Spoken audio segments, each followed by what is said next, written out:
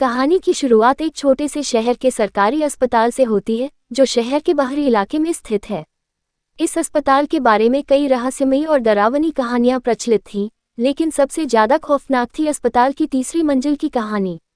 कहते हैं कि रात के समय तीसरी मंजिल पर एक चुड़ैल घूमती है, जो मरीजों और अस्पताल कर्मचारियों को परेशान करती है। एक रात की बात है, जब अस्पताल की नर्स रीमा की ड्यूटी रात 10 बजे से शुरू हुई। रीमा ने अभी अभी इस अस्पताल में नौकरी शुरू की थी और इन कहानियों पर यकीन नहीं करती थी। उसने अपने सीनियर से पूछा, क्या ये सब सच में होता है? सीनियर नर्स ने गंभीरता से जवाब दिया, ये बात सच है। कोशिश करो कि रात में तीसरी मंजिल पर न जाओ। रीमा ने इसे मजाक समझा और अपनी ड्यूटी पर लग गई। रात गहरी हो चुकी थी और अस्पताल में सन्नाटा छाया हुआ था। तभी तीसरी मंजिल से किसी के रोने की आवाज आई। रीमा ने सोचा कि कोई मरीज होगा जिसे मदद की जरूरत है। उसने बिना किसी की बात सुने तीसरी मंजिल की ओर कदम बढ़ा दिए। जैसे ही वह तीसरी मंजिल पर पहुंची, उसने देखा कि सब कुछ सामान्य था, परंतु अचानक उसकी नजरें एक कमरे की तरफ गईं, जहां से हल्की हल्की रोशनी आ रही थी।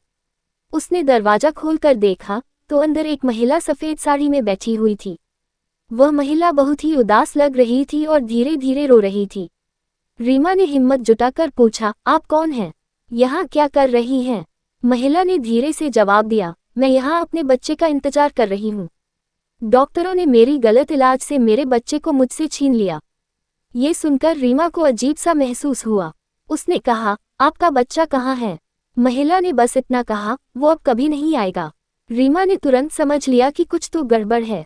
उसने कमरे से बाहर निकलने की कोशिश की, लेकिन दरवाजा अपने आप बंद हो गया। तभी उस महिला की आंखें लाल हो गईं और उसका चेहरा विकराल रूप में बदल गया। रीमा की जान सूख गई। उसने चीखने की कोशिश की, लेकिन आवाज गले में ही अटक गई। उस चुड़ैल ने डरावनी हंसी के साथ कहा, अब तुम भी यहीं रहोगी, मेरे साथ, हमेशा के लिए। रीमा ने किसी तरह खुद को संभाला और दरवाजा खोलने की कोशिश करने लगी। उसकी किस्मत अच्छी थी कि दरवाजा खुल गया और वह दौड़ते हुए नीचे की ओर भागी। लेकिन उसके पीछे चुड़ैल की हंसी अब भी गूंज रही थी। रीमा जैसे तैसे नीचे पहुंची और सीनियर नर्स को सारी बात बताई। सीनियर नर्स ने उसे तुरंत बैठाया और पानी पिलाया। उसने कहा, हमने तुम्हें पहले ही चेतावनी दी थी, लेकिन तुमने हमारी बात नहीं मानी। उस चुड़ैल की कहानी बहुत पुरानी है। वह एक गरीब महिला थी, जिसका इलाज के दौरान बच्चा मर गया था। तब से उसकी आत्मा यहाँ भटक रही है। उस घटना के बाद रीमा ने कभी भी रात की ड्यूटी करने से मना कर दिया।